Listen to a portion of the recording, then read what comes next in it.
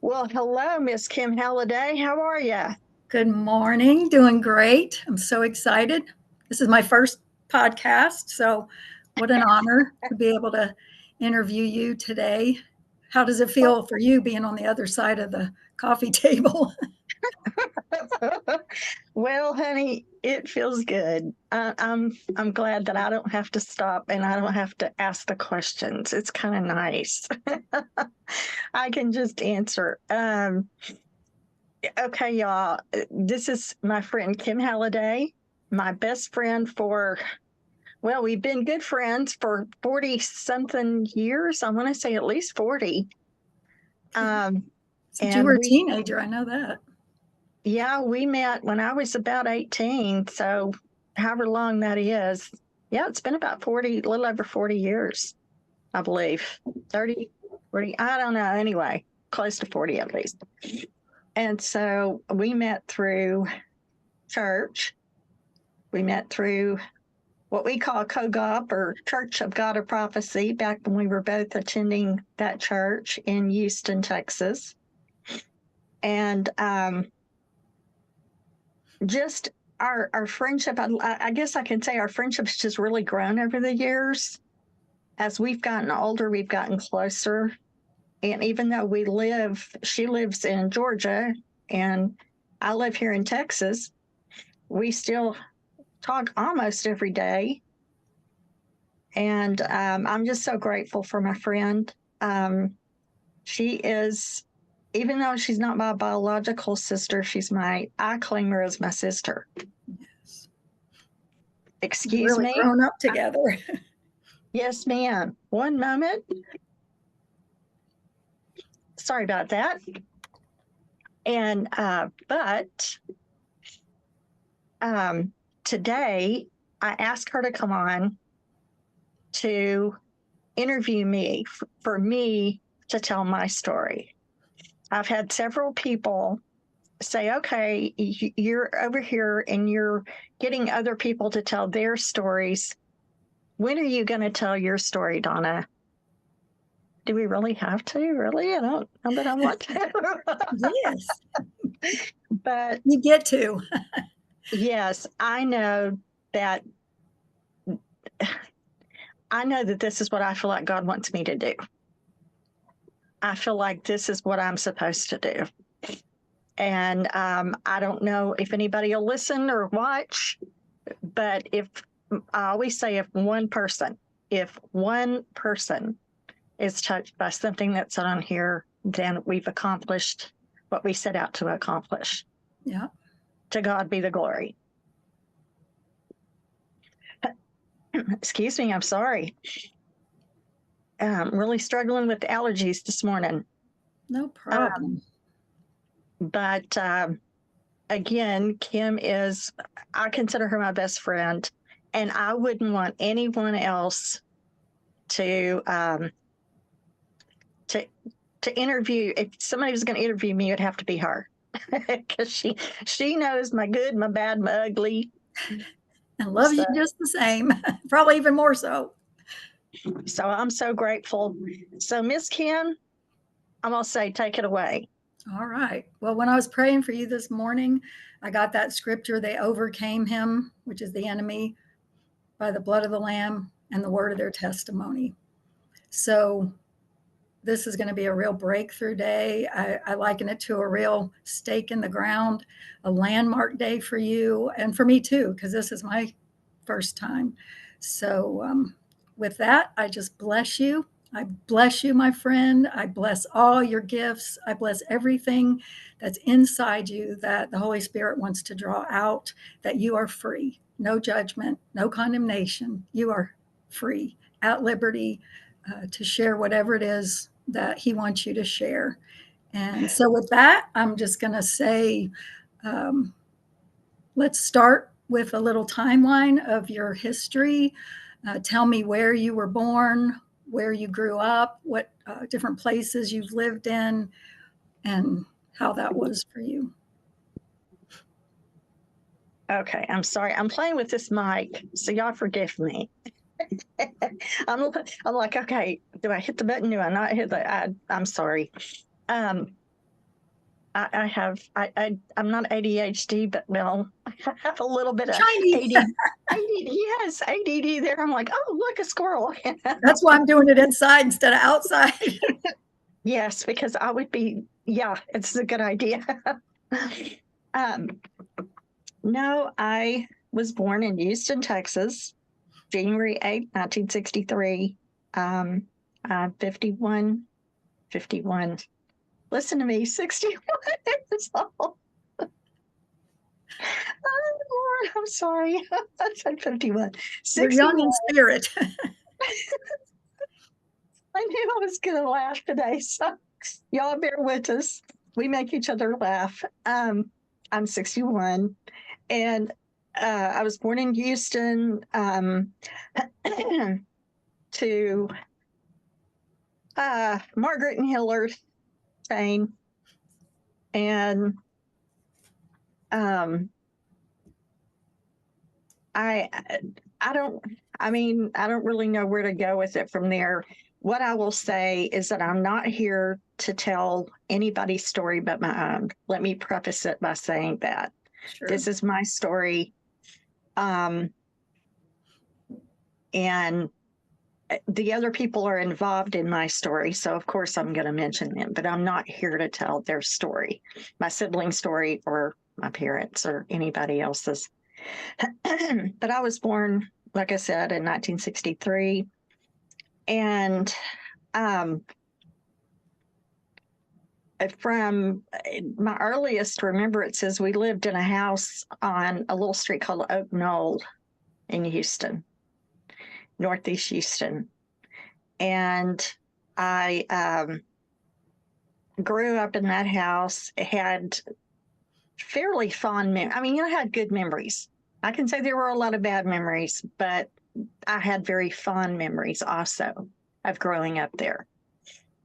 I was a daddy's girl until I wasn't. A whole nother story.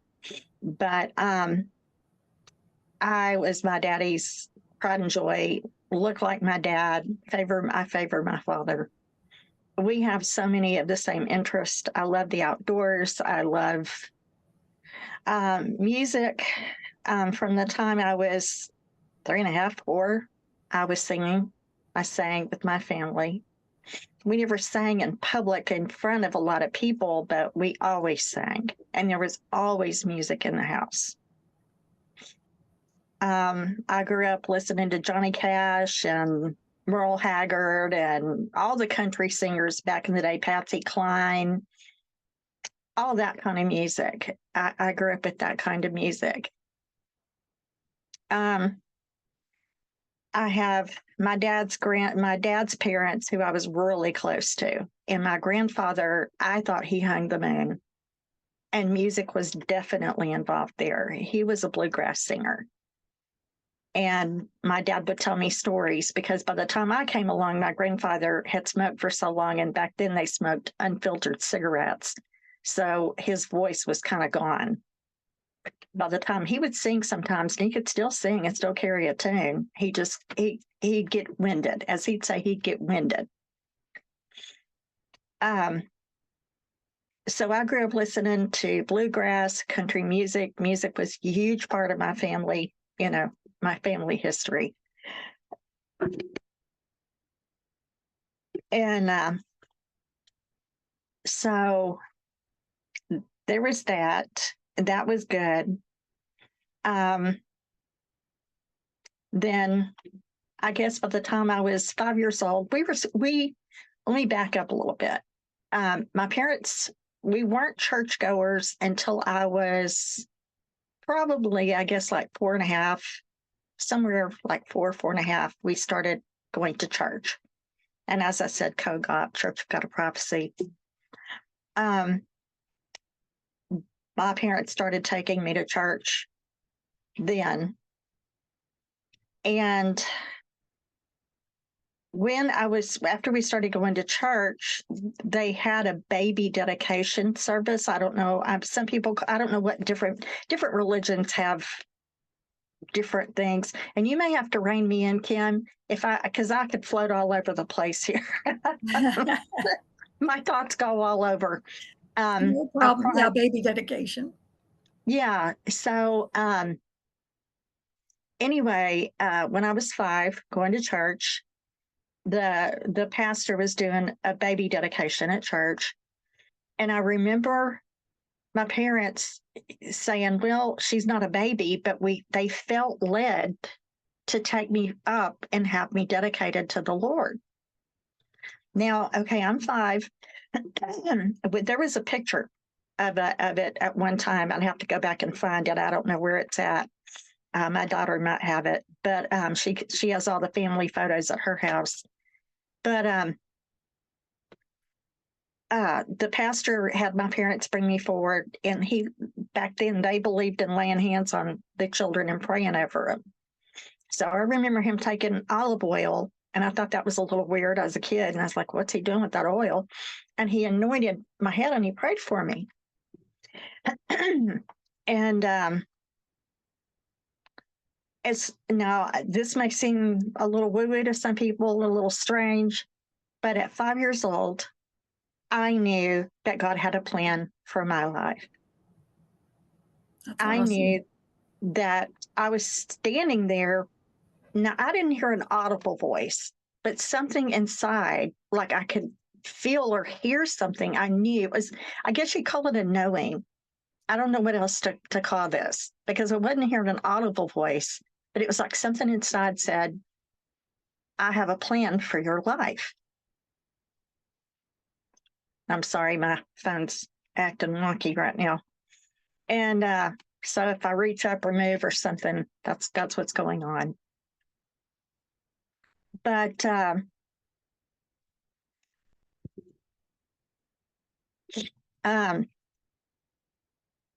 I just knew from the time I was 5 that there was something that God had planned for me. So anyway, after that, when I was little, before I started school, we would go, my parents, after church on Sunday, would take, I had no siblings at the time. I was the only child, would take me after church to my grandparents' house. They had moved to Houston, my dad's parents. And my grandpa loved to go fishing. This is before he gave his heart to Christ. And so he had these styrofoam things that he put the fish in. He didn't have any big fancy, what do you call it, cooler. No Yeti. Yeah, he didn't have all that back then. They didn't have that, and they didn't have a lot of money. So they had these styrofoam things, and they'd put ice in it and put the fish in it. Well, he kept them around, and I don't know why they kept them, but they did. And so I went to the back of the house, and I remember doing this. I stacked up the styrofoam coolers, like a couple of them, made me a pulpit, grabbed Granny's Bible, I and love it. had all the little stuffed animals, whatever would listen, the dog, whoever, and I was preaching to them. I remember I said, "I'm going to preach to y'all." And I felt a calling on my life at that age. I knew that I was supposed to talk. I just knew. And well, growing up, I was shy. I wouldn't talk to nobody. I mean, I was scared to death of my own shadow, and I was really scared of men. So I wouldn't look especially a man in the eye. I mean, I was scared to death. And growing up, I didn't have a lot of encouragement. My parents, they did the best they could. God bless them, they did the best they could. And what were their personalities? Daddy was mean. I mean, he loved Jesus and he tried, but I know a little bit of his history and where he came from. So it kind of now, when I was little, it didn't make sense. But now that I'm older, it does. You can only give what you know. Does that make sense? Oh, yeah. And he didn't have a good upbringing when he was young. His daddy was not a good, he'd always tell me, my daddy was not a good man growing up. Now, he straightened himself up after he got older. Some things happened to him that scared him. So he straightened his life up. My grandfather wouldn't give his heart to the Lord until he was much older. In fact, when I was 9 years old is when it happened. But anyway, so at age 5, I remember I loved watching. I had an aunt that was a minister in Alabama, my dad's oldest brother's wife. And I would see her preach, and I was fascinated by her. She could preach the wallpaper off the walls. She was just fascinating. And then her husband and my cousin, their son, would sing. And so they would, she'd get up and preach, and then they would sing songs. So anyway, this is all affecting little Donna. That's the good that I remember. But the bad was coming home in first grade, having my very first report card and bringing it in the house and crying. I had all A's and 1 F. And the F was in handwriting. I was writing my letters backwards. Well, back then, they didn't know about, what do you call Dyslexia. it? Dyslexia. They didn't know about dyslexia. And so my dad was mad. No kid of mine is going to bring home an F on their report card, instead of him looking at all the good I had done. And so from that time on, I knew I could never please my father. Ouch. I was never enough for him. I was never enough for my mother. Excuse me. My mom tried. She loved me, and she was nice and kind, and as much as she could be. But God bless her, she had her own problems. And so, anyway, I always say sometimes that I think in our family, we put the dis and dysfunction, And my mother she had a nervous breakdown when I was probably 3.5, 4 years old. She had a nervous breakdown. Well, it was probably when I was about 3 that I was molested by a family member. And it was not my father, it was somebody else. So was it before she knew about that or after that she had the nervous? I don't know. I think she always knew something had happened to me. When I was 4 years old, I'm sorry, but when I was 4, you apologize. You're fine. My mother walked into a room and caught me doing something, and I'm not going to go into detail, but it was something a 4-year-old should not know how to do.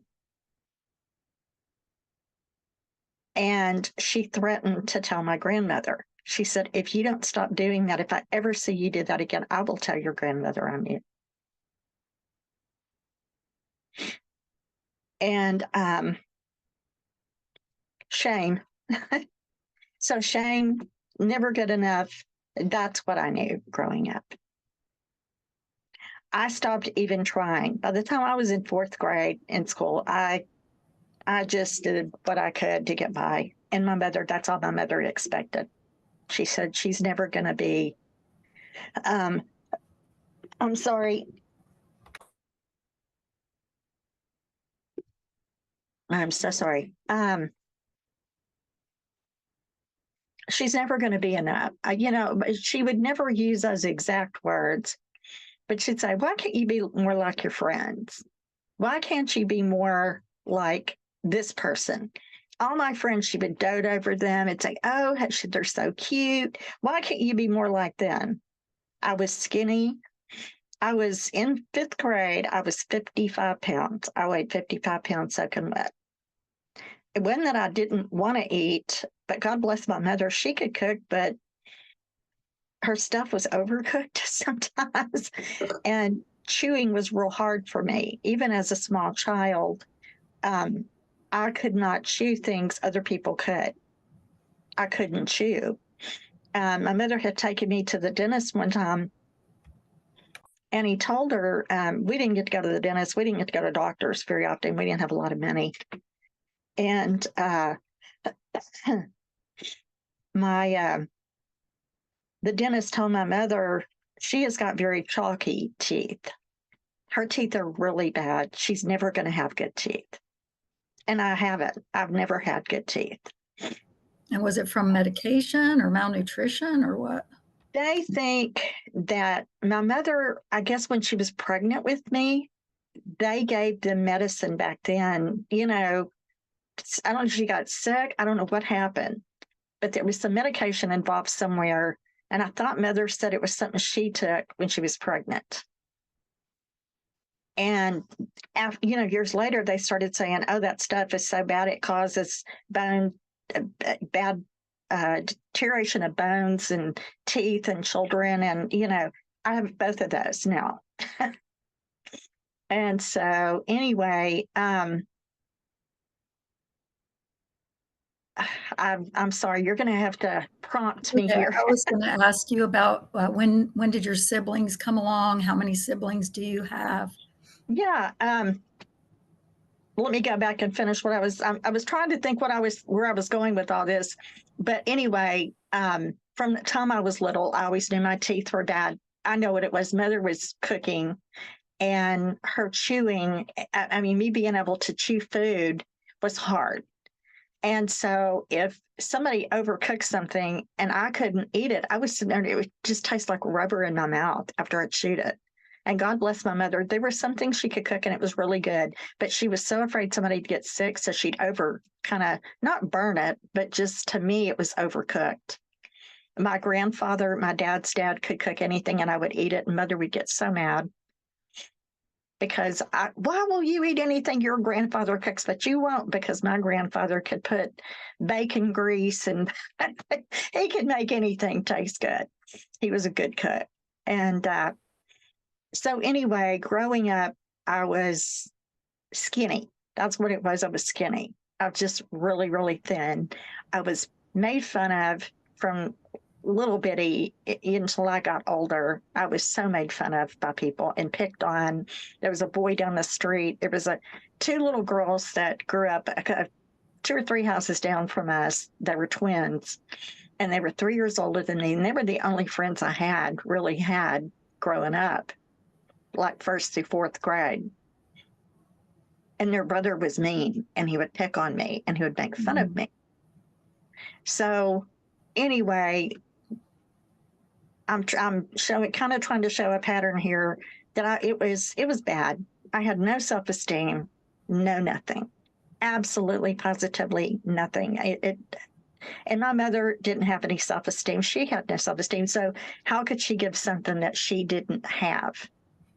She couldn't. She was pretty messed up herself. I didn't realize how messed up until I got much older. So anyway, you were asking about siblings. When I was 12 years old, my dad had moved us to Pasadena, Texas. My mom, and myself. We moved to Pasadena. We had in fourth grade.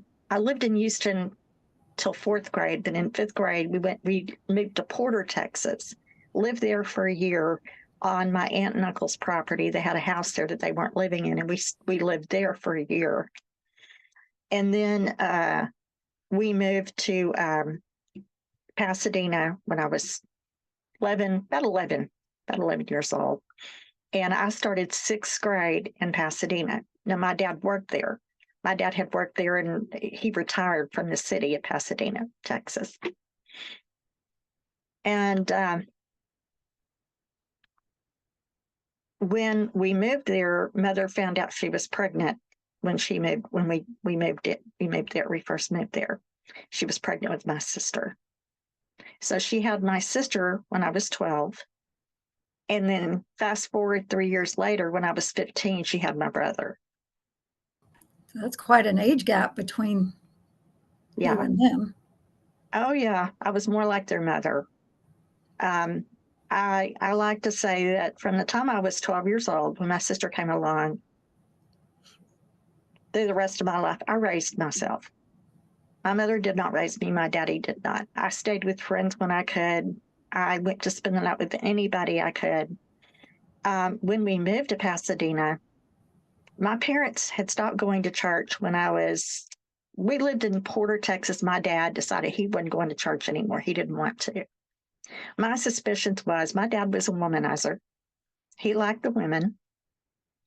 And our suspicions were because of some things that happened. I mean, they say, you think your kids are kind of stupid and don't know anything. Yeah, they do. They know. And so I had kind of suspected that my dad was seeing somebody then. And so we stopped going to church. Well, when we moved to Pasadena, I found out that my younger cousin was going to Church Covenant Prophecy, there in Pasadena. And so I said, I want to go. I want to go to church with you. So the lady that was bringing her to church, because her parents were no longer going to church. So the lady that was bringing her to church said, I'll go by and pick her up. So she came to pick me up. Miss Faye. Miss Faye came and picked me up and brought myself and my cousin to church. And I was so happy. That was my happy place. My happy place was at church. Even though some of the stuff that they taught, looking back now, I'm going, wow, that was crazy. It wasn't, I learned about the love of Christ. I learned my faith grew very strong while going to church when I was young. I had a very strong faith. And did you get baptized along the way? After I got saved when I was 9 years old. I came to salvation before we ever moved to Pasadena. I became a Christian. I knew in my heart, something in my heart. We were in church one night.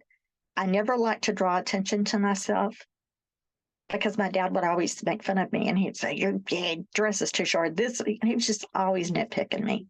So I knelt down at my seat and I prayed and asked Jesus into my heart. And so that's where I became a Christian when I was 9. And shortly thereafter, my grandfather and grandmother were living in Houston at the time. And the Lord prompted my heart and said, you need to go ask your granddaddy to go to the altar with you. My granddaddy had started coming to church. He wouldn't get up and go forward and give his heart to Jesus, but he started at least coming to church. I went down. It was an evening service. I went down at 9 years old, went and tapped my grandfather on the shoulder and said, Papa, will you go to the altar? And before I could even get the words out, my grandfather flew to the altar, knelt down at the altar, and gave his heart to Christ, and was never, ever the same. Never smoked another cigarette. Never, not that that's going to send you to hell. I want to preface that. No, but he knew he had to stop that. Number one, it was killing him physically, but he asked God to deliver him, and he did. And he had smoked cigarettes for 50 years. That's beautiful. I just thought of that verse, a little child shall lead them. You led your grandpa to make that walk. And when he went down to pray, my daddy knelt down beside him and they prayed together. It was the most beautiful thing. And my grandfather was never the same after that, and was just a completely different human being. And so anyway, back to after my sister being born when I was 12 and going to church in Pasadena, from the time I was 12 until I was 18, was going to church on my own.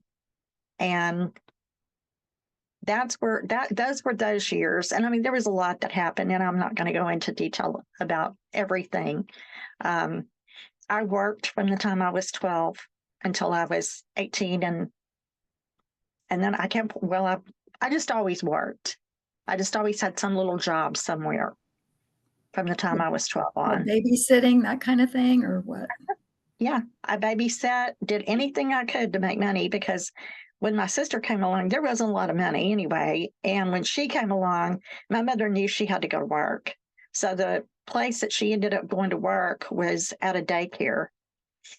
And she would take my sister to the daycare. She went for free because my mother worked there. So that was nice. Back in that time, they did that. So anyway, I just babysat, did whatever I could to make money. And people would give me money because they felt bad for me because we didn't have a lot. And I was skinny and my mother couldn't find clothes to fit me. And so it was a mess. It was just a big old mess. And then how did you go to school? You went to college after? Well, I lived in Pasadena. I went from the time I was 6th grade till 12th grade in Pasadena. I can't even think right now. My mind's going to go blank. Anyway, went to junior high school and ended up graduating from Pasadena High School. And then after that, I went to work at Foley's, and Foley's is for people that don't know, Foley's is a department store. It was bought out by Macy's. It was a big deal in Texas. Foley's was a very big deal in Texas. And so anyway, I worked there. That was my first real big job, for full-time big girl job. I had worked at the daycare part-time where my mother worked when I was in school.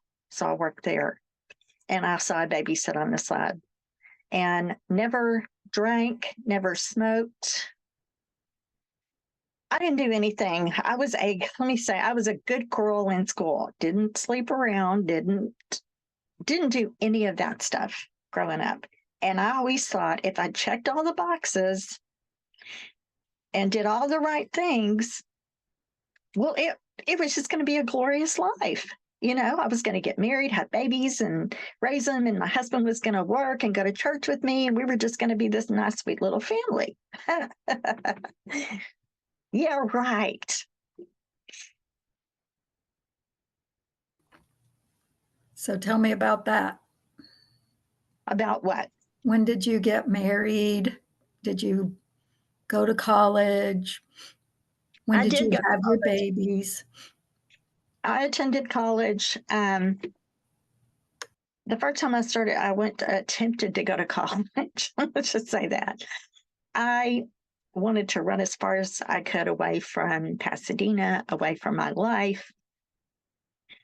I had heard that if you went to a Christian college, you might get your MRS degree. What is that? You would find that man and get your Mrs. degree, MRS. Oh. Yeah, that we were told that you might be able to get your MRS degree if you go to a Christian college, and you'll find you a good Christian man. Well, I was skinny and didn't have a lot of money and didn't come from the popular COGOP background, what real popular in the COGOP church. And so that didn't happen. I went there, I was severely depressed, didn't realize how depressed I was, but I was horribly depressed. All I wanted to do was sleep. And I didn't learn anything when I was there. I didn't do anything in class. I didn't care. I wanted to die, really. Honestly, I was that severely depressed. Again, I did not realize how bad it was. Excuse me, I'm sorry. And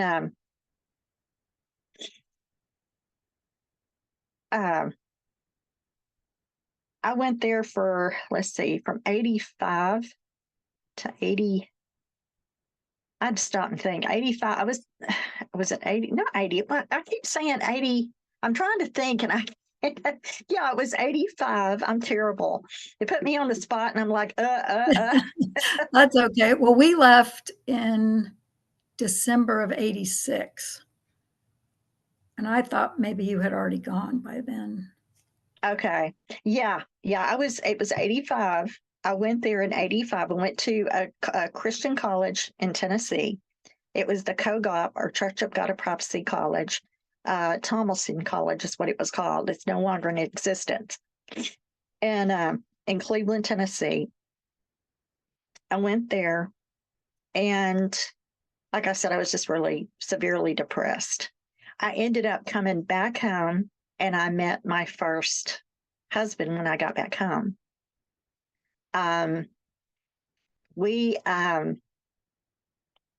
We got married in 87. We met in 86 when I got home. We ended up getting married in 87, July of 87. Excuse me. And then I got pregnant with my daughter. I had my daughter in August of 88, almost a year later. And so I had her. And then we were married from, let's see, the kid's dad and I were married from, I have to stop and think again, from 88 until 2004, 2005. I don't remember when the divorce was final, but it was somewhere in there. We were married for close to 15, 16 years, somewhere in there. Okay. And do you want to share about that, or? Well, the kid's dad and I, he was raised in a very, I thought I was raised in a dysfunctional family. Oh no, his was horrid. And I'll tell a little bit. I'm not going to go into detail about everything, but this is just things that were told to me. His father, his birth father, was very abusive, bipolar, just really a messed up human. His mother, she came from a very messed up background. Her mother, his grandmother, was extremely abusive to his mother, violently abusive.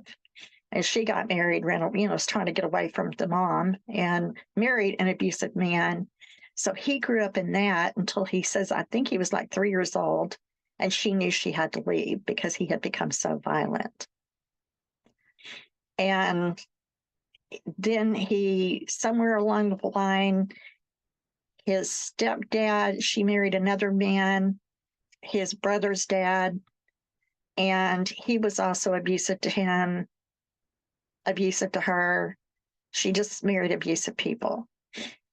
His mother was an alcoholic, and he was raised in a real mess. He was just in a mess. And he said from the time he was about 14, 15 years old, when his stepdad died, I think he said he was 16. His mother, when his stepdad passed away, his mother had gotten some kind of insurance or whatever, and knew he needed to kind of get out on his own or do something with himself, and she was trying to help him do that. So he said, I moved out in my own little apartment when I was 16 and finished high school, and then left town because he was in a small town in Michigan. And he said there was nothing. He said there was no work at the time. There was nothing. So my mother said, you need to leave and go find yourself, make a way in the world. So you guys came together. You both had your baggage. Yeah, that's what I was getting to. I'm sorry. No, fine. He ended up in Pasadena, Texas. I ended up coming back from college. He was going to church with a friend of his at the church. I met him there. We met, and looking back, I can't say we fell in love. I'd never been in love. I didn't know what a real good family looked like. I didn't, you know what I'm saying? I didn't know any of that. So we met then, and it was just not a good thing. We had good times. I'm not going to say there were never any good times. He tried. When we first got together, he honestly did try. And it was okay. But I was scared of my own shadow. I was scared of men. I knew, I'm going to be real blunt, I knew nothing about sex. And instead of him being kind and nice and helping me learn like a good Christian husband should do, um, he didn't know how to do that. He didn't know how to be a good husband. He tried at first. I will give him credit for that.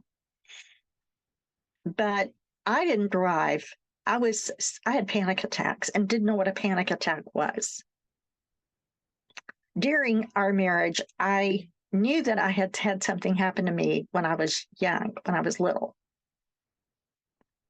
And I prayed and I asked God to show me, Lord, please show me. Please show me what is wrong with me. Something is wrong with me. Something happened to me when I was little. Please show me. I know something's not right. I looked back and I thought, what 4-year-old knew? You know, I remembered I started having memories of what my mother said to me. And I said, what 4-year-old knew knew anything about that? So you Somebody didn't had have any actual memory of the event? no, not at the time. Okay. And what happened, my husband, the kid's dad at the time was working night shifts at his job. And so I couldn't sleep unless he was there. I would just panic. Beth was a baby at the time. She was asleep. And there was a show that would come on. It was a Christian television show. I found it on TV. And it was Joyce Meyer. And Joyce Meyer told her testimony of how her father had molested her from the time she was real little until she was a teenager. And that was in my mind. I knew something had happened to me. I knew somebody had done something to me. That's the only way I could know what I knew, what I was for. I go to sleep one night and I have this dream.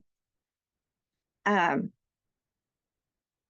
in the dream, I don't want to go in major detail about it, but I was sitting on an uncle's lap. I was little in the dream and I was sitting on somebody's lap and something happened to me. Somebody took advantage of that situation. And I woke up. Sorry that happened to you. Well, it was God. I mean, it was the Lord. You know, I feel like God showing me. I asked him a question and he answered it. And I had suspected some things about this person, but now, you know, I didn't know. And God spoke it very clearly to my heart. This happened to you. I go to my mother, and at one point I told my mom, I called her on the phone and I said, I said, I knew something had happened to me when I was little. And I said, I had a dream and God showed me in the dream what happened to me. She goes, oh, that didn't happen to you. That happened to me. I said, what are you talking about? She said, that happened to me. That didn't happen to you.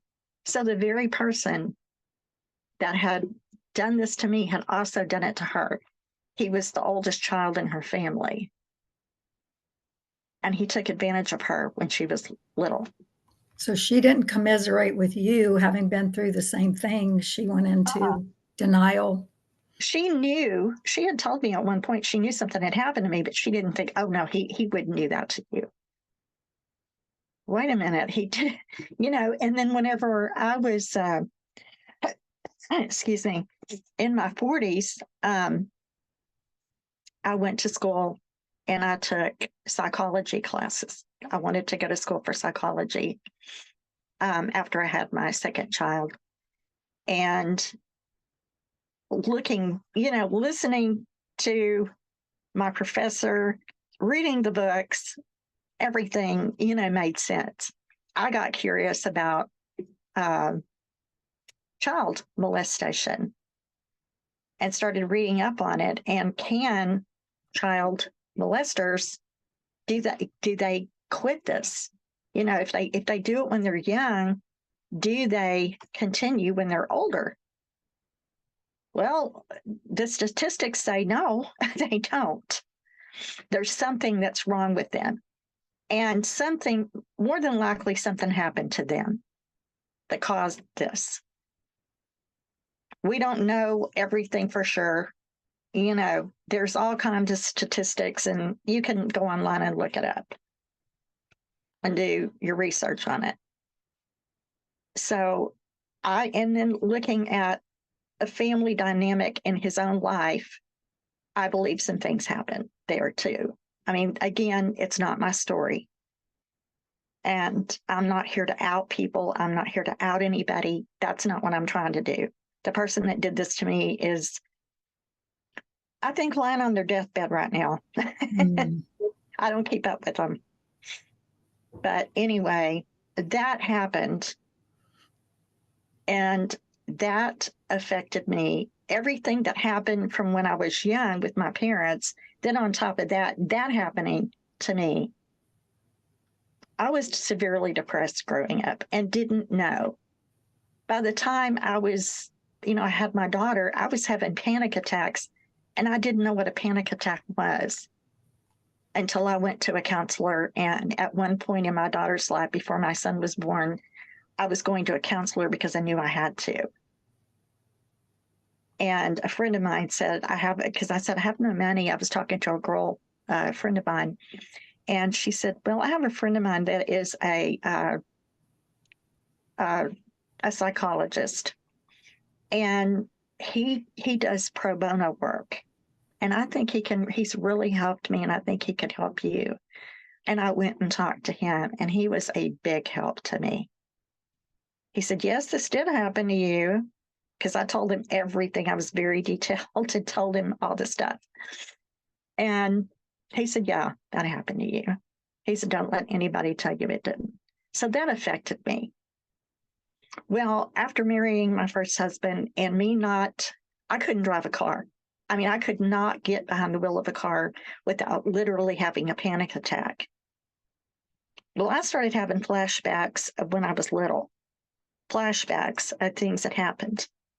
I was in a car one time with this person. I said, could that possibly cause me not to be able to drive? I had asked this counselor that because I was driving at that point. And he goes, absolutely. He said, yeah, that could happen. He said, that can happen. Yeah. I said, because I could not get in a car without trying to drive a car without having a panic attack. I didn't know why. I don't know if I'm making sense, or hopefully I am. I can't hear you. So going to the psychology class and going to the counselor, that was kind of like the beginning of your journey to healing? Mm-hmm.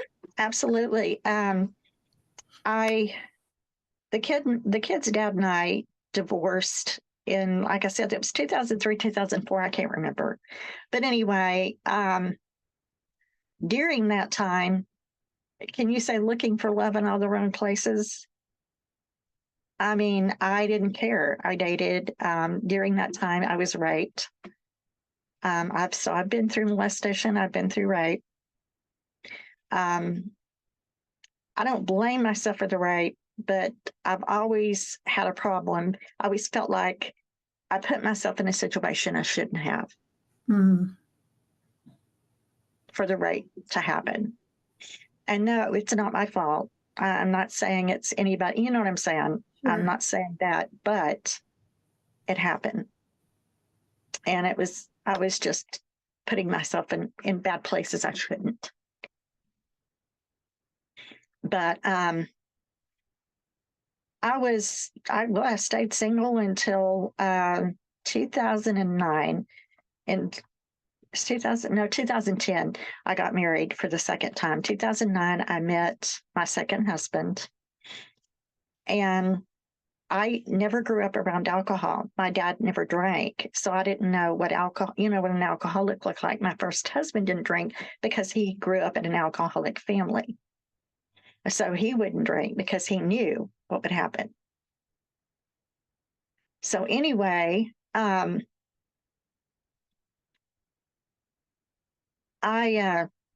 met my second husband through a dating app. We met up, and he just, I guess, took a liking to me. And he asked we lived together. He asked me to move in with him shortly after we met. Now, he had 2 children that he was raising alone. He had divorced his first wife. She was a mess. And So he got custody of them.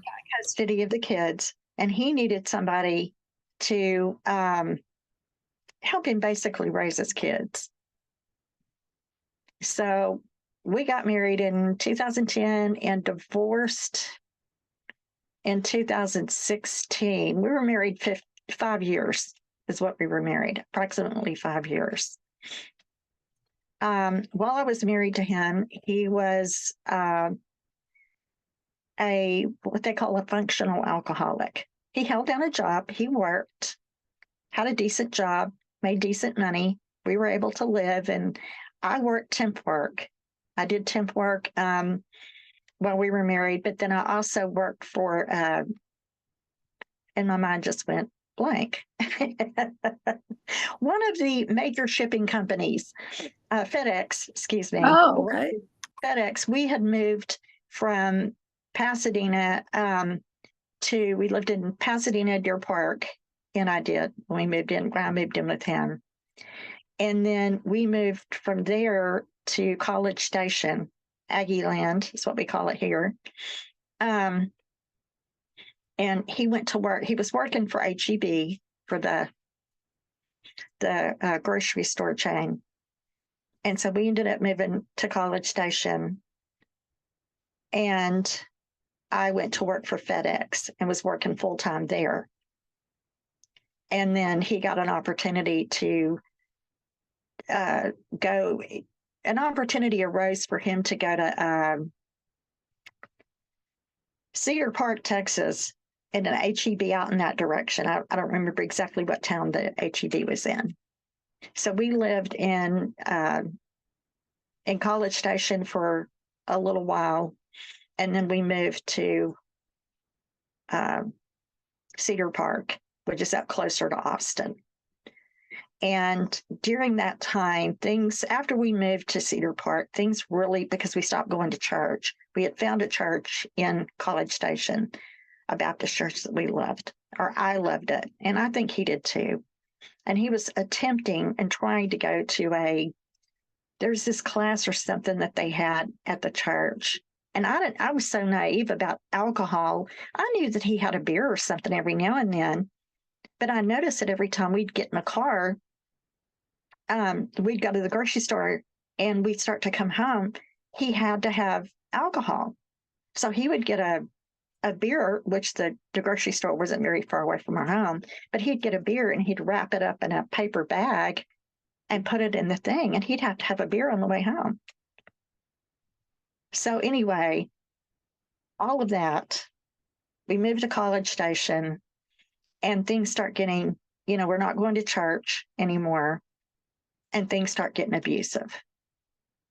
I mean, cussing me out, calling me filthy, horrible, horrible names. He was doing it some when we lived in College Station.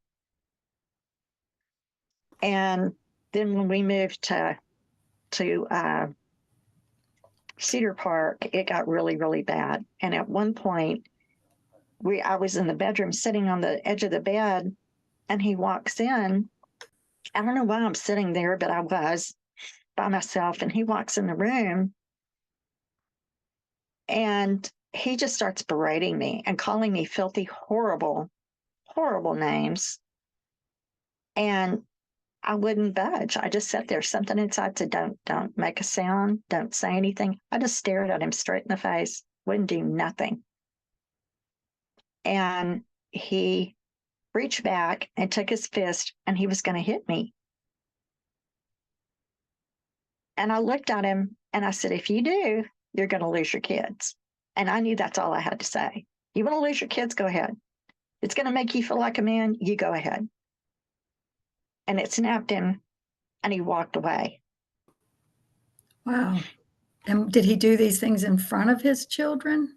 Oh, no. They were Oh.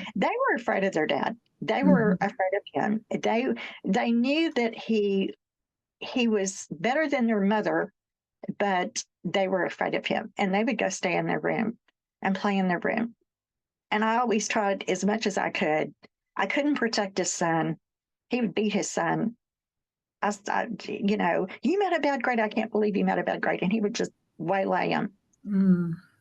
and just spank the living daylights out of him. And it wasn't all the time. It wasn't constant.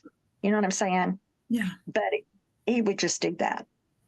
He would just like something would snap. And he looked at me one day and he told me, he said something about, he said, I really should be on medication for being bipolar. And I thought, and you're just now telling me this? Mm. He was a mess. He was a big old mess. And what was your relationship with his kids?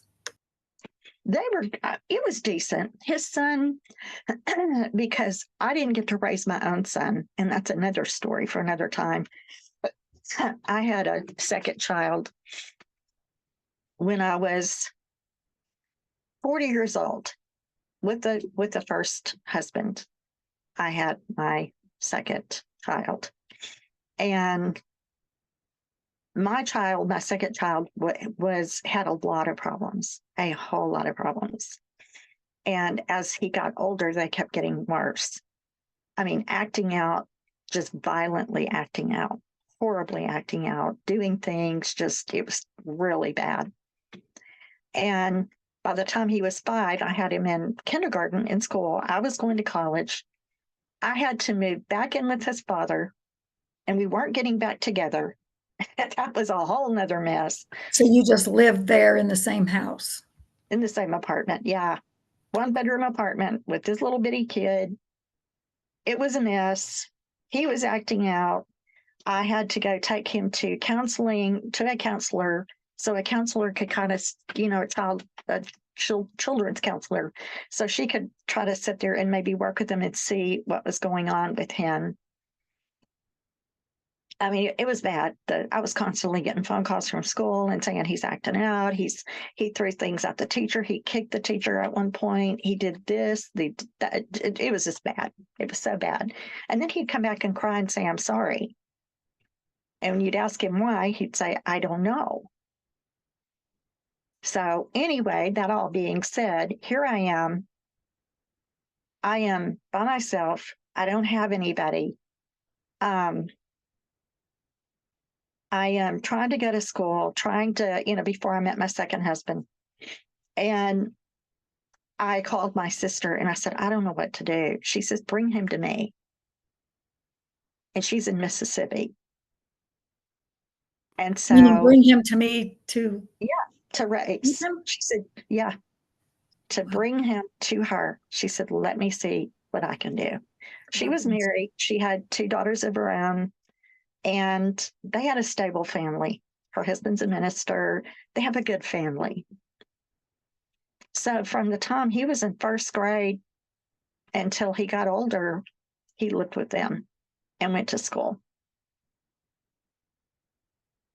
And so that's another thing, another story. That's a whole other. What a gift, though, that she was willing to do that. God bless her. Yeah, it was, I was so grateful, but I've carried the guilt. I've carried so much guilt over that I did not get to raise my son. I wanted to be able, and I was mad at God during all of this. Before I met my second husband, I was very angry at God. Hence, looking for love in all the wrong places. I wasn't looking up. I'd given up on looking up.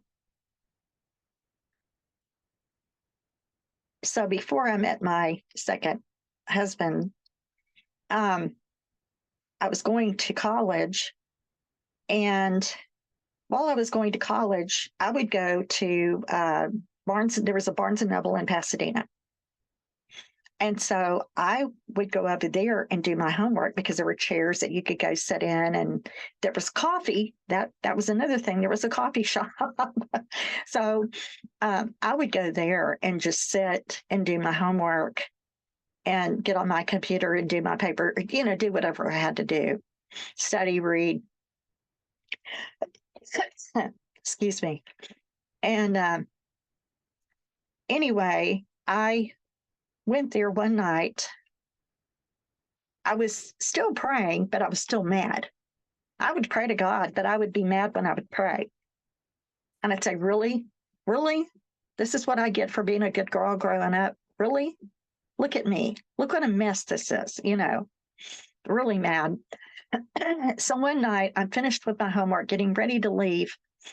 And I had my backpack on my shoulder, and I walked around the corner, and there was this book table, and it had different Christian books on it. And I picked up this one, and it was called Blue Like Jazz, BLUELIKEJAZZ. Oh, Blue yes. Like Jazz. Love that. And I can't recall the author right now, but I love this guy.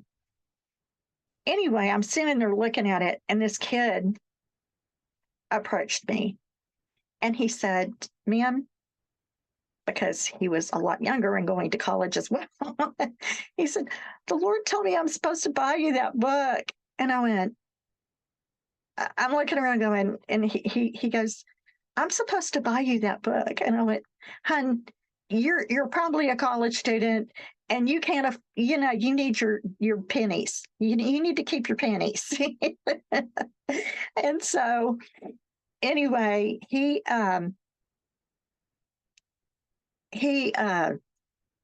looked at me and said, no, I'm supposed to buy you that book. So long story short, he goes over, he buys the book, and he hands it to me, and I read it. And it changed. Things didn't change immediately, but how I looked at God changed. How I looked at the love of God, because this kid that wrote the book wrote it because he was angry and mad because his dad left and this happened to him. He didn't grow up in a great situation. He had all kinds of stuff happen to him. His life was a little messed up.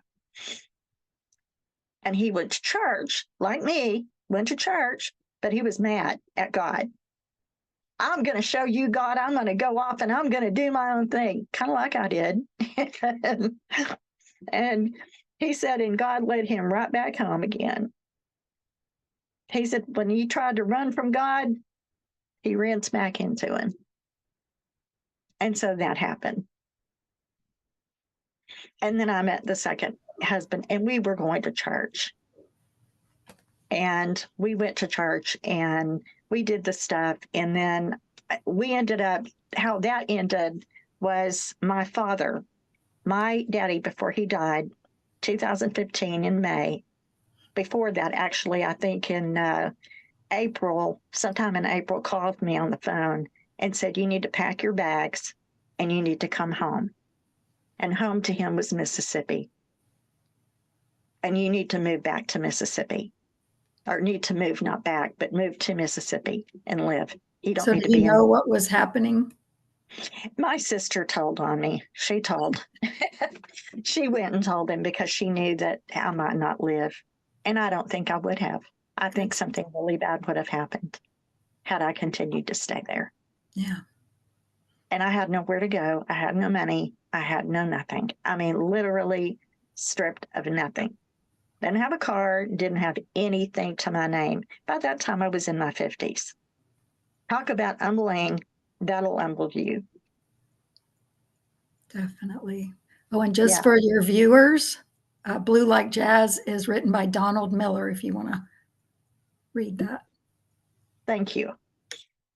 And so anyway, I ended up there and lived in Mississippi from 2015 to 2017. From May of 2015 to February of 2017. And there's a whole bunch of stuff that happened while I was there. go too harder. While I was there, I worked for General Dynamics. I went to work, found a job, went to work, bought my first little car there. And while I was doing that, in the middle of all that stuff, there's a whole bunch of stuff that happened while I was there that I would love to be able to share, and maybe I can share some other time. I know we're limited on time. I'm taking up a lot of your time. That's okay. And we can do this more. But anyhow, I moved there, and in February of 2016, I'll try to wrap it up here. In February of 2016, I'd gotten off work and I was at Target. I guess it was one afternoon, one evening, I was at a Target. And it was February, I'll never forget, February of 2016. I'm standing in the card section. I have a niece that's getting ready to have a birthday, and I believe I was picking a card out for her. That's why I was standing there. And I was thinking to myself in my head, just, God, I'm really disappointed. It's going to be February 14th, and I'm not going to have a Valentine again. So anyway, I'm standing there, and that thought flew through my head. It's just kind of a thought in my head. And I'm thinking to God, talking to God in my head. And so anyway, all of a sudden I'm standing there looking at the cards, just kind of doing stuff. And it's clear. I can't explain it to anybody. I don't know how to. People can think I'm strange if they want, whatever. I am strange. I don't care. We are peculiar people. Yes, yeah, that's true. But anyway, I'm standing there, and the Lord just, as clear as day, spoke to me and said, you need to reach out to Mark Cruz. Now, I knew who Mark Cruz was, and I didn't really particularly think he was all that in a bag of chips, but I just thought he was a little toot online, because he's always just, I call him a rough around the edges guy. The marshmallow on the inside. Big time. Anyway, that being said, I'm standing there, and the thought would not leave me, like, you need to do this right now. And I thought, okay, who do I know that knows him? Because I had been in touch with a lot of people from high school through Facebook. Well, he and I had went to junior high and high school together, both. He's 2 years older than me. So I reached out to a mutual friend that I knew, and I said, okay, hey, what do you know about him? What's going on with him? I felt like I need to reach out to him. And a part of me thought, oh, it's probably just because maybe he needs prayer. Maybe something bad's going on, and maybe I could reach out to him and pray for, that was my thought. I didn't think anything else about it. And so she said, no. I said, well, I don't want to reach out to him if he's married, because I feel, I don't want to do that, or if he's dating somebody. She goes, no, as far as I know, he's single. So anyhow, I looked through Facebook Messenger, and I sent him a message through Facebook Messenger. It said, hey, it's Donna. And he would, excuse me, I'm so sorry. Oh, goodness. He would like my stuff online. I'd see him liking all my things, my post. And so I reached out to him and said, hey, it's Donna. I just wanted to, I just had you on my mind. I just wanted to see how you were doing, that kind of thing. That's all I said. I immediately got an answer back, like almost instantaneously. I guess it said, hey, how are you doing, Donna? How's it going? And we start back and forth. Well, I'm in the middle of trying to get stuff at Target, and I need to get home. And I'm like, hey, can I give you would it be too forward for me to give you my phone number, and let's just chat that way, because that way I can drive and get home and everything. No problem. Well, from that time on, we were kind of inseparable on the phone. And he would talk to me every night when I would work nights, because sometimes I'd have to work nights at work. And when I'd have to work the night shift, he'd say, okay, I want you to call me when you get off and we'll talk on the way home. Now, when I'd get to my mother's yard, as long as I was sitting outside, I could kind of still get a signal because they lived out in Podunk and nowhere. My mother did. And he would start talking to me about the moon and the stars. He'd say, now, okay, look up at the stars. And he would tell me where Jupiter, where Mars and where Venus and where everything was out in the sky. Nice. So I have a bracelet that I wear and it says, you've given me the moon and the stars. It's what the bracelet, a little thing on the bracelet. That's sweet. So you anyway, started a long distance relationship. Yeah. And then in February 2017, I told him I knew that something had to give. Either we were going to have to get together, because I had been going home and seeing him. After that, I started taking trips and going home, and we would meet up and date and go see each other and do stuff, do things together. And then in November of 2016, that Thanksgiving, I came home and met his family. I got to meet the family. And so I knew that was serious enough that he would let me meet his family was a good thing. And did they embrace you well? Oh, yeah, his mom and dad, I loved them. And I still love his mama. She's a sweetheart. Yeah, they did. His whole family did. For the most part. There were some family members that we won't go there. But anyway, you know how that goes. It like that in every family. But anyway, he finally, in February or close to February, I told him, I said, look, we need to make a decision. Either we're going to get together, something's got to give. And I don't know how to make this happen because I didn't have any money. You know what I'm saying? I didn't have anything. When I was going there, if I moved back to Texas, I was going back to nothing. But God, that's all I can say. And for people, and to make a long story short again here, he told me, he said, come home. So February 7th of 2017, I moved back to Texas, loaded up the car and moved back to Texas.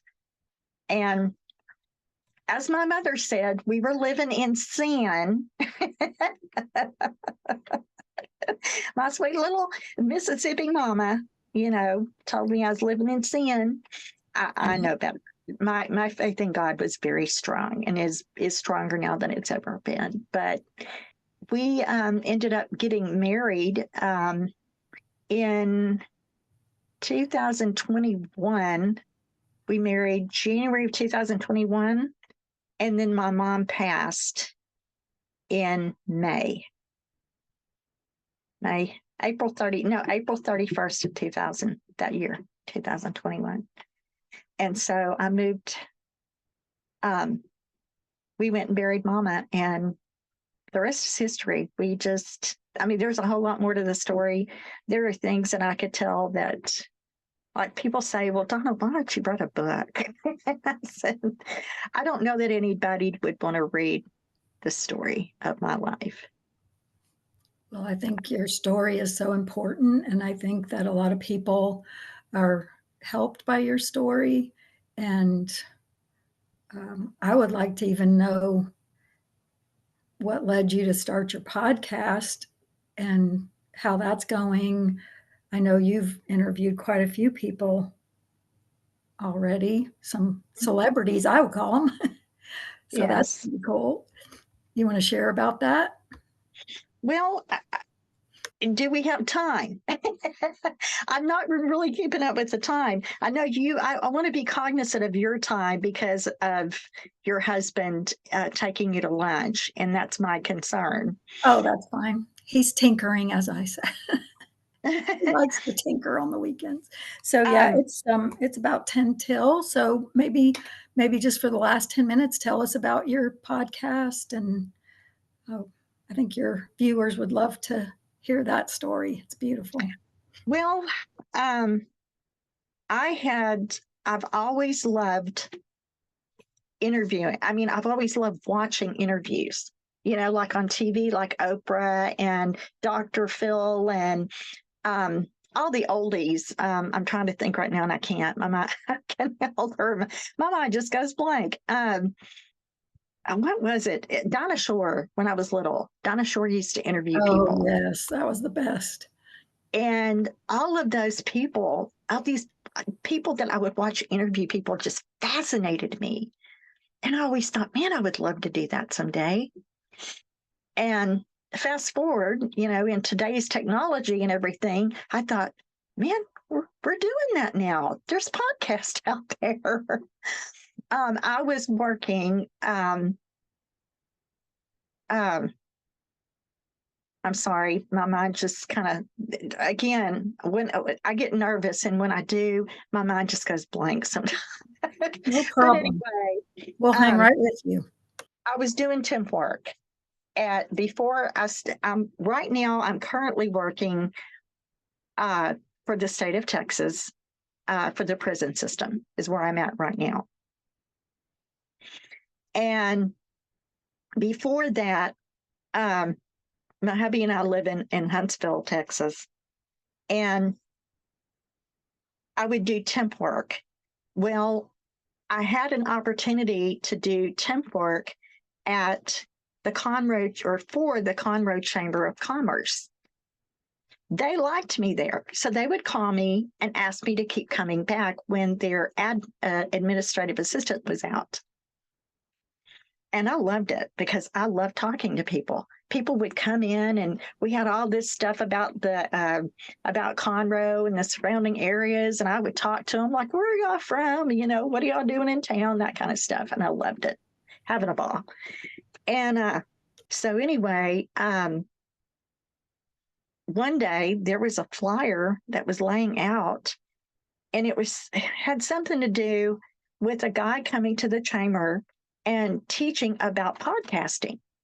And it was a free class. He was going to have a little mini class on how to do your own podcast for free.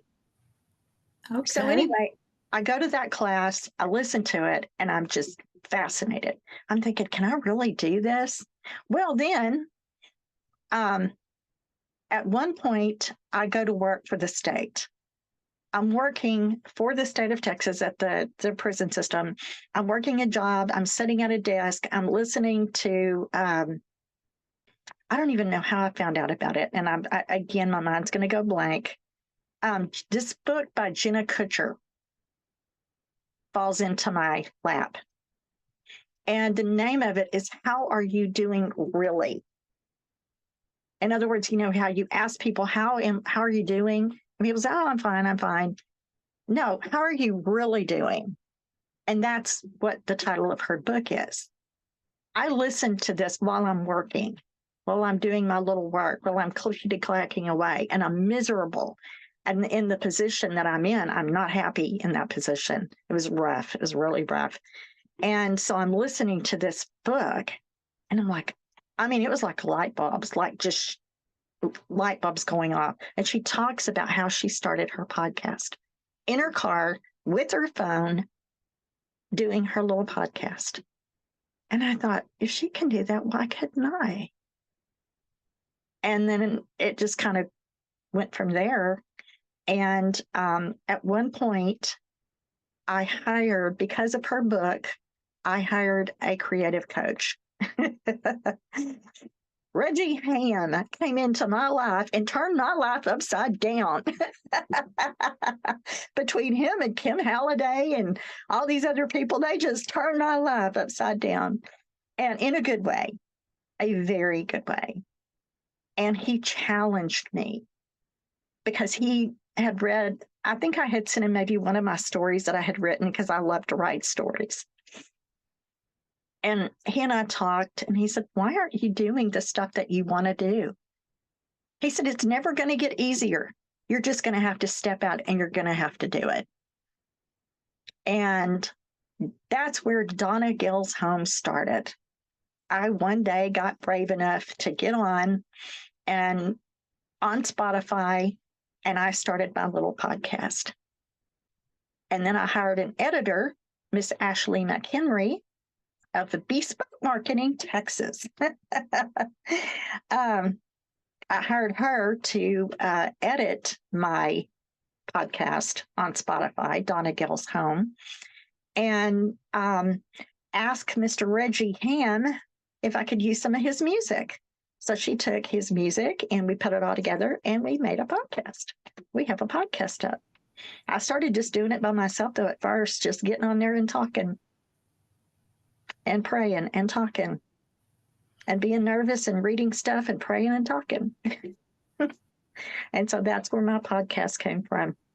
I love it. And that makes it so special, too, that Reggie was willing for you to use his music. And do you want to tell about that song?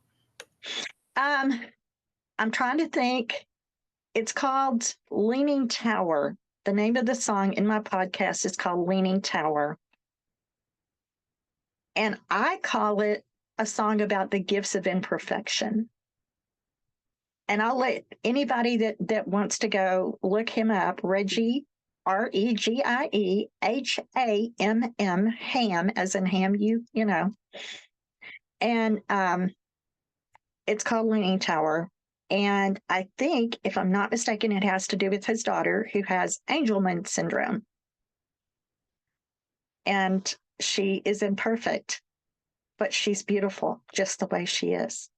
And that's what the song is about, being beautiful just the way you are. The Leaning Tower of Pisa, and how if it wasn't leaning, it wouldn't be anything special. It would just be another tower just standing up. But because it is leaning, that's what makes it special. That's awesome. And so I am a mess. I am an imperfect person, and we're all imperfect, but we're all beautiful. Because we are imperfect, that's what makes us beautiful. I had to always say about the Lord beautifies the meek with his salvation. Mm-hmm. And I mean, I because of Reggie, because of the stuff that I've walked through, because of all the hell that I've been through, I'm where I'm at today. I've been able to interview the people I'm interviewing because of that. I was just listening this morning to, oh my goodness, I can see her face, but I cannot think of her name. She's the one that is a quadriplegic that paints with her mouth. Johnny Erickson Tata? Yes, that's her. I was listening to her talk this morning. It was so good. And she talked about finding her joy in the middle of what she went through. God, why didn't you heal me? I went to the healing lines. I did everything. I became she thought if she became a perfect person after her, her thing that happened, her diving accident, that God was going to heal her and she was going to get up and walk. She was going to be able to give her testimony and all the stuff. Guess what? No, it didn't happen.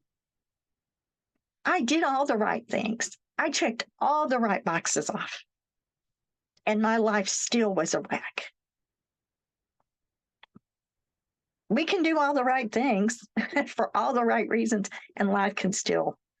But what are we going to do with the mess? In my mind, I've taken my box of junk and I go to the foot of the cross. Now, this is in my head, and I drop it there. And I say, here it is, God. I can't do anything with this. What can you do with it? And he's taken my mess and made a message out of it. He sure did. And people that had one girl, and she kept saying, how did you keep going? And I said, because I refused to give up. There are no other alternatives other than being dead. And I found out at one point in my life when I was suicidal, I didn't want to die. And now I've got grandbabies and my children are grown and I love my kids and I love my grandbabies and my husband. I have a good husband now. Third time's a charm. It's a wonderful life for sure. It's not a perfect life, but it's a good life. Yeah. So. Well, I so appreciate your story and everything you shared. I appreciate your honesty and transparency. Um, and can I just give you a plug? Yes, ma'am, please. So, Donna has prayed for my family for years. She prayed for us when we went on mission trips. She gave prophetic words, and they would come to pass. She would call me and say, I've really got so and so on my heart. She would give me a word because I didn't share a whole lot. And she would give me a word that was just so pertinent. Or she would say what she saw in the spirit when she was praying for them. And I just want to say how much I appreciate that. It means so much to a mom when somebody else loves their kids and prays for them. And I feel like we've been that for each other too, that, you know, we really lift each other and our children and our families up. And Hmm. we've seen miraculous things happen. So I just want to thank you. Oh, that means a lot to me. Thank you, sweetheart. I love you. You are the most amazing sister in the world. And I'm so grateful for you. And I know that years and years ago, God put us in each other's path. And I feel like we might have stumbled and tripped over each other a few times when we were young. But, we didn't know each other. You know what I mean? It's like we didn't know each other back then. We And didn't run so, in the same circles really too we much. didn't. No. And you were And younger, but even when we had years of not being in contact, we could always take up right where we left off. oh, yeah, big time. I mean, we would go times without talking to each other for a really long time. And then this last time when we finally kind of caught up, it's been like we've been inseparable. And I'm so grateful. I mean, God is just, you just don't know. I said, Lord, I asked for a good friend, and boy, did you give me one. And I'm so grateful. And I said, all I pray is, Lord, don't let either one of us go anywhere anytime soon. No, no, no, no. We have more to do, and that'll be another Yes, podcast. yes, we have another one that's going to come up, and I want us both to share, and specifically you to share about your life and about what you've been through and how you, because of the love of God, because of God's grace and His mercy, you've overcome. And to see either one of us where we're at today compared to where we used to be, my word. We've come Talk a about long way, baby. oh yeah. So guys, I just want to say thank you for, if you're watching, thank you. And if you have any questions or comments, you can reach me at DonnaGailsHome at Gmail. And that's my Gmail account, DonnaGailsHome. And or you can leave something, I believe, in the comment section. I believe there's a comment section on here. I'm still learning. I'm still learning about the podcast thing. So I appreciate everybody being patient with me. But yeah, just leave your comments and if you have questions. And we're hoping Miss Kim will get to join us next week. And I will get to talk to her about her life. Yes, But I'm not on the road. I'll be there. I love you guys, and I want to be cognizant of her time. I know her husband's probably starving, so she's going to go feed him. But I I love love you. you, I'll talk to Carrie. you later. Bye. Okay, honey. Bye-bye.